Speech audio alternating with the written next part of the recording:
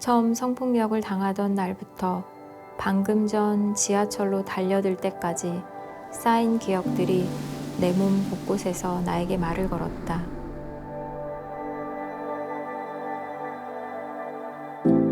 내 사건은 성폭력 특별법이 시행된 첫 해치고는 매우 훌륭하게 피해자를 보호하고 가해자에게 무거운 형벌을 내린 사례라고 한다. 되게 감당할 수 없는 일들일 텐데 영서 씨가 살아있어서 너무 고맙다. 9년이라는 청소년기가 싸그리 날아간 느낌과 하나님 왜 그런 아빠를 내 아빠로 줬어요? 나를 이 삶 속에 던져 넣으신 하나님을 잘 만나보려고 하는 그 노력을 놓지 않았거든요. 인간이 이런 짓을 하거나 겪어낼 수 있다는 말인가? 하는 마음에 책을 던져버리고 싶을 수도 있다. 그러나 이 책을 덮을 때 당신이 알게 되기를 바란다. 견뎌내지 못할 아픔은 없고 끝이 없는 고통은 없다는 것을.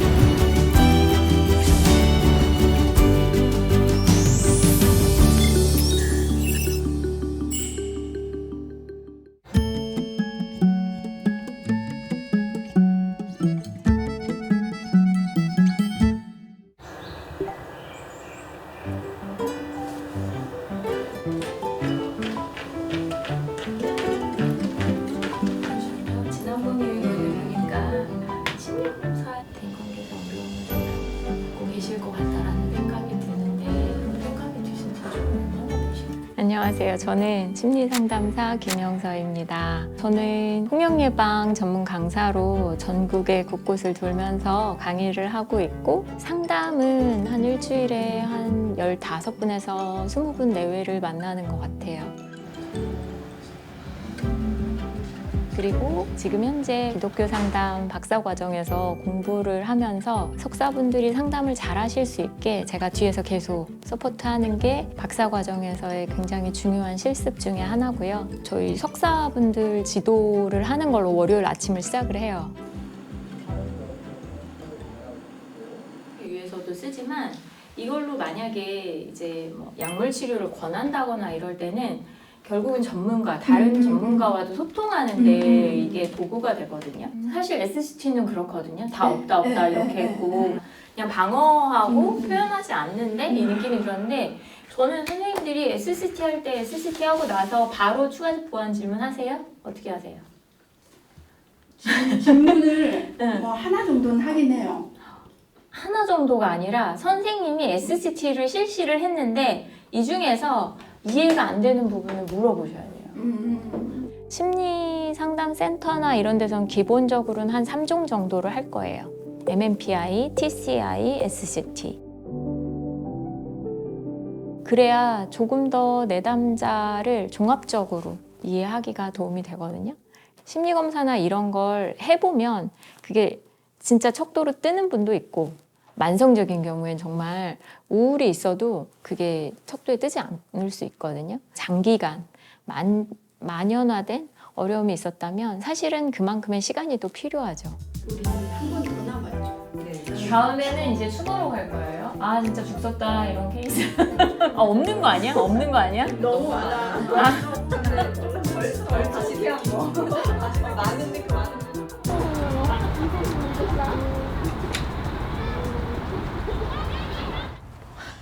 진짜 안녕. 뭐야? 나는 진짜 안녕. 조금 다친 줄 알았어. 조금. 완전 저기네. 야 어떡해? 괜찮아? 여기 올라갈 수 있어? 올라갈 수 있어. 일단 걸어 다니긴 해? 너 요즘 출퇴근은 그러면 어떻게 해? 우리 출퇴근은 이제 이번 달 수술한 지 얼마 안 돼가지고 잘 못하고 집에서 일 많이 하고. 아 소장님이 이러셔가지고 이제- 아이고, 어떻게 해요? 엄마야.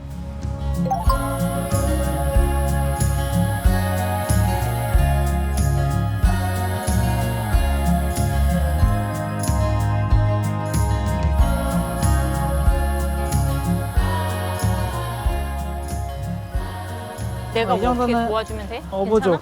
어보죠? 응. 아, 어보죠? 내려올 잘- 땐 어볼게. 이거 기부스 5월 중순 말 정도까지 하고 이 작가님 또 뭐? 연재하시던 이게 진짜. 이거를 연재를 하다가 중간에 책이 나왔었던 이거를 연재를 같은데? 다 하고 책이 나왔지. 아, 왜냐면 그랬나? 2012년에 책이 나왔으니까. 아, 이거는 2006년 이게 보모 52호 그때가 처음이야?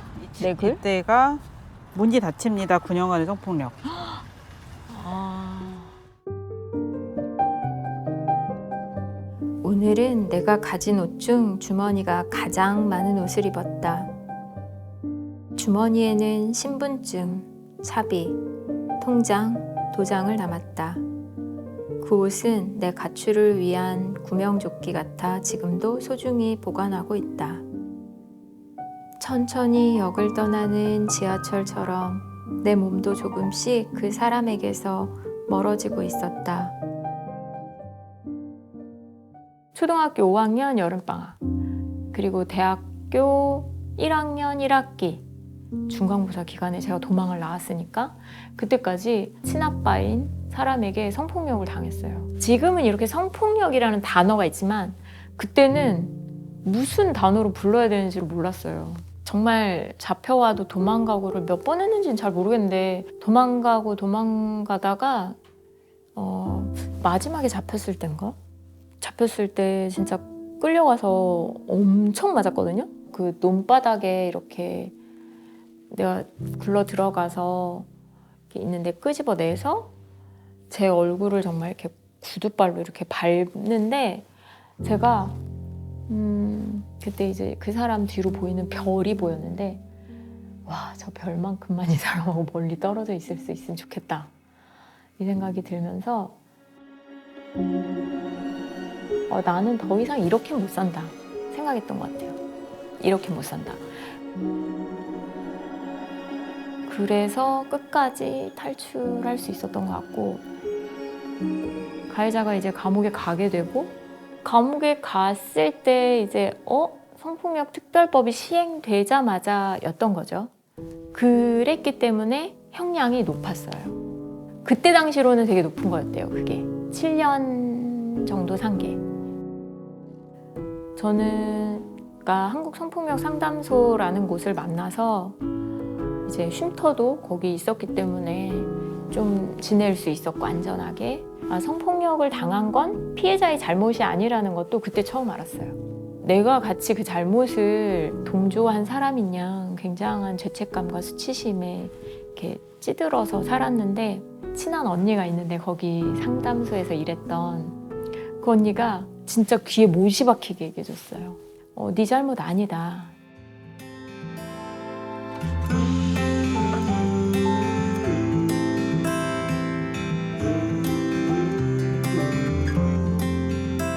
이 말을 해주는 게 너무너무 중요해요. 그 수많은 피해자들에게 이 얘기를 해주는 사람들이 계속 있어야 그 말을 듣다가 내 잘못 아니구나가 자기 목소리로 나올 수 있게 되는 것 같아요.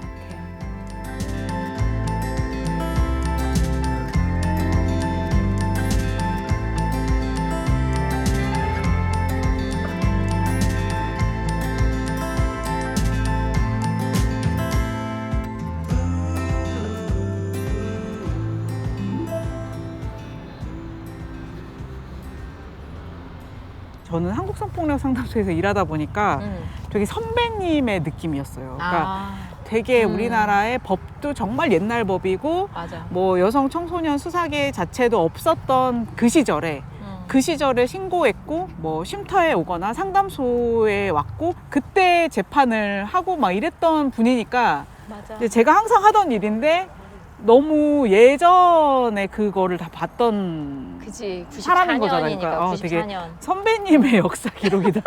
약간 그런 느낌이 되게 있었고 성폭력 상담소도 전문 상담원 교육이라는 거를 이제 2년에 한 번 100시간을 하는데 그때 학교 상담사 선생님이나 대학 상담사, 뭐 기업 상담사 선생님들도 많이 오시거든요. 왜냐하면 한국에서 그 상담 교육할 때 성폭력 문제에 대해서는 깊이 안 다루고, 그러나 많은 맞아. 내담자를 만나면 성폭력 문제가 있는데 그거를 잘 못 다뤄서 이게 오랫동안 쌓여서 있는 걸 많이 보시는 거예요.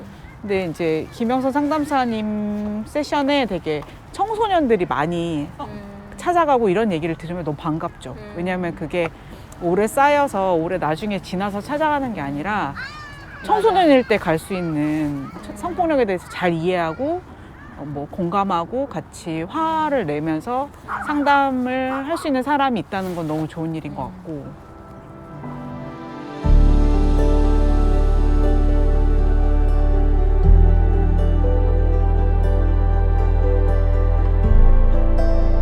저는 내가 세상에서 제일 힘든 일을 겪었다고 생각했었어요. 그때는 난 진짜 하나님한테 질문할 게 진짜 많은데, 옛날에는 A4 용지에다 다 써가지고 내가 다 외워서 하늘나라 가야지 막 이랬거든요.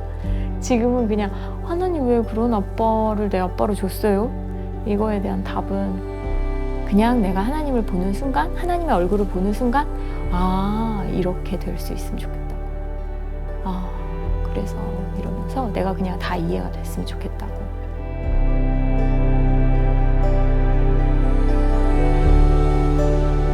예수님에게는 처음으로 진짜 속 이야기를 시작했다.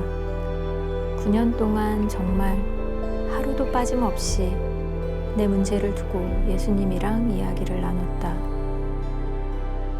포기하지 않고 건강하게 자랄 수 있던 이유는 내 문제를 죄책감 없이 지속적으로 말할 수 있었기 때문이라는 생각이 든다.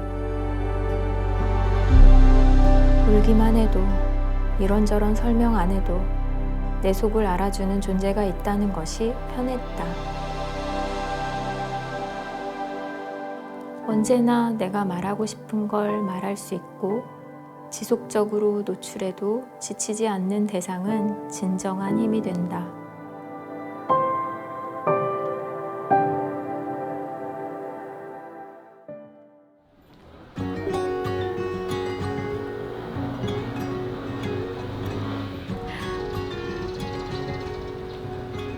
어디 가는 길이세요? 지금 저는 교육 분석 받으러 가는 길이에요. 상담자가 상담을 받는다고 보시면 돼요. 상담자도 상담을 하면서 자기 마음을 계속 좀 들여다보고 그래야 되거든요. 그런 시간을 좀 집중적으로 갖는 게 교육 분석이라고 보면 될 것 같아요.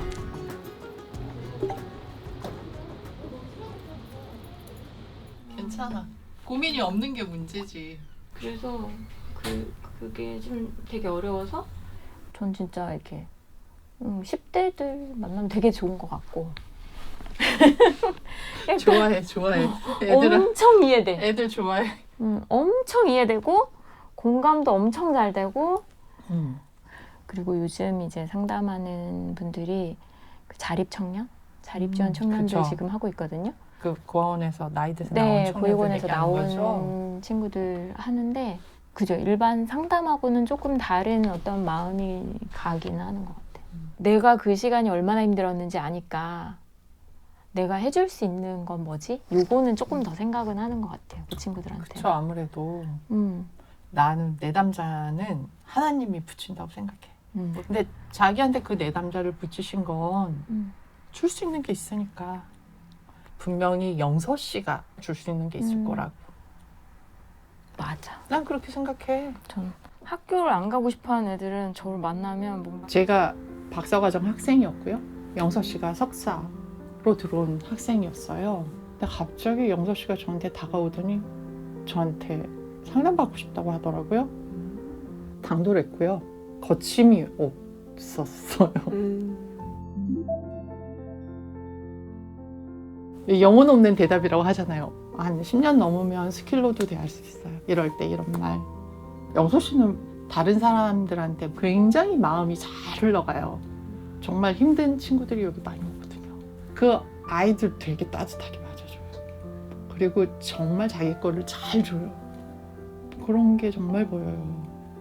상담은 상처가 없는 사람들이 하는 건 줄 알았어요. 내가 상담을 하면 나는 상처가 너무 깊고 큰 사람이어서 누구한테 상처가 될지도 몰라 이런 생각을 했던 것 같아요. 그래서 내가 상담을 받기 시작했고 상담을 받으면서 공부를 하기 시작한 거죠. 아, 상처가 없는 사람이 상담을 잘 하는 게 아니라 자기 상처를 잘 다룬 사람이 상담을 잘 할 수도 있겠구나 이런 생각이 좀 들었던 것 같아요. 영수 씨가 막 되게 상냥하고 나긋나긋하지는 않아. 그런가? 뚝딱거릴 때도 있고 투박하기도 하고. 근데 중요한 건 그 뒤에는 진심이 전달되는 거야. 상담자로서의 내 강점이라면 알아봐야지. 나는 내 남자한테 물어보기도 하거든. 내가 어떻게 했을 때 마음이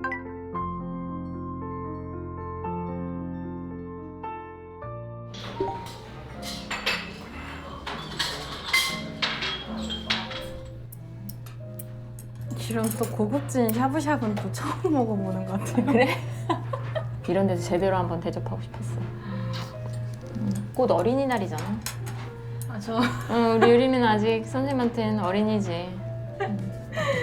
그때 이제 서울시 사업으로 보육원이나 공동생활가정 아이들에 대해서 이제 학습과 심리 상담을 병행하는 프로그램을 싹 돌린 거예요. 근데 그때 한 100명 정도를 선발했는데 그 중에 이제 유림이가 들어가 있었고 제가 3년을 쭉 만난 거거든요. 그때 일주일에 2번을 봤었나요, 저희? 맞아. 저 눈높이도 하고 상담도 해야 되고 또 길었던 것 같아요. 사업하면 3년 만났어, 3년. 상담하면서 만난 사람 중에 지금 너처럼 이렇게 개인적으로까지 인연이 된 사람이 없어. 아, 왜요? 상담 관계 끝나고 한 3년 정도 개인적으로 안 만났잖아. 그게 사적인 관계를 만들기 위한 어떤 상담자로서 시간을 준 거였어. 헐, 대박. 네. 몰랐어요. 몰랐어? 왜요? 제가 그렇게 마음에 드셨어요? 어떻게 알았어? 저 쌤한테 그렇게 잘하진 않았던 진짜 알고 있어, 다행이야. 신기하다. 근데 거기서 살면 다 처음에는 우리 뭐 보자 뭐 이렇게 끝나고도 보자 이러지만 다 이렇게 관계가 끝이 나더라고요. 아, 보육원에서 이렇게 다른 선생님들을 선생님들이나 자원봉사 네. 오고 이러면 근데 선생님은 계속 이렇게 연락이 닿아요. 너무 신기했어요. 아 근데 선생님 다 아시잖아요. 제가 뭐 연애를 하게 되면 선생님한테 다 얘기하고 어떤 남자인지 다 얘기하잖아요. 그때 딱 얘기했을 때 그래도 유림아 항상 이렇게 조심해야 되고 할머니 만들지 말라고 선생님. 맞아, 나 할머니 만들지 마.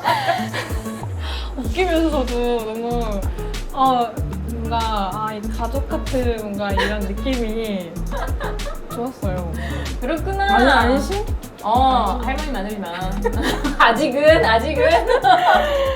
그게 진짜 어느 날은 공동생활 과정에서는 막 가출했다고 연락 오고 그러면 이제 제가 이제 전화해서 안전한 데는 있는 거지? 막 이렇게 확인하고 그렇게 하면서 또 한 번도 이렇게 얘가 뭐 삐뚤어 나갈 거다 이런 생각은 안 했던 것 같아요. 그냥 믿었던 것 같고 전 유림이한테는 내가 처음으로 어른 엄마의 마음을 품을 수 있었던 것 같은 그래서 저도 성장한 것 같아요.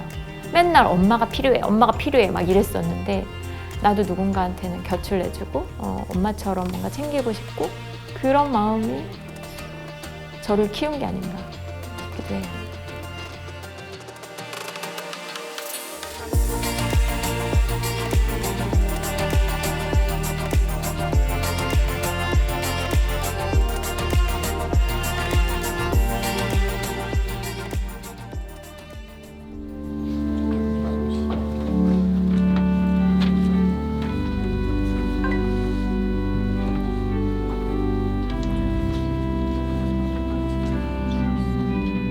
제가 봉독하겠습니다.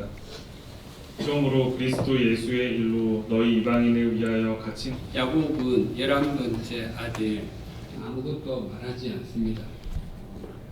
다만 그들이 우리 주 예수 그리스도의 은혜와 하나님 아버지의 사랑과 성령님의 교통하심이 삶의 자리에서 자기 부인과 하나님, 제가 하나님의 사랑을 흘려보내는 통로로 살게요. 이런 의미로 이름을 새로 지었어요. 예전에 아빠가 지어준 이름은 버렸고 하나님 안에서 내가 스스로 짓는 이름. 그래서 영원한 서약이라고 해서 영서라는 이름을 지었고 나는 여기서 이제 새로 태어난다.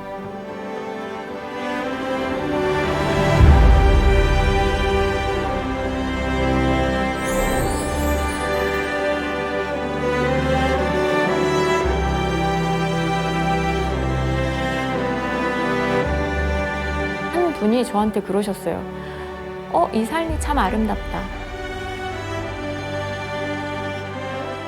그게 그분의 그냥 말로 들리지 않고 저는 하나님이 저한테 해주시는 말씀 같았어요. 너의 삶이 아름답다, 영서야.